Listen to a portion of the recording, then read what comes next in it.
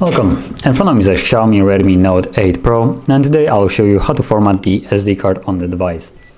So to get started, you want to open up settings, and from here navigate to my device, which is right at the top, and you should find somewhere storage, which is right here.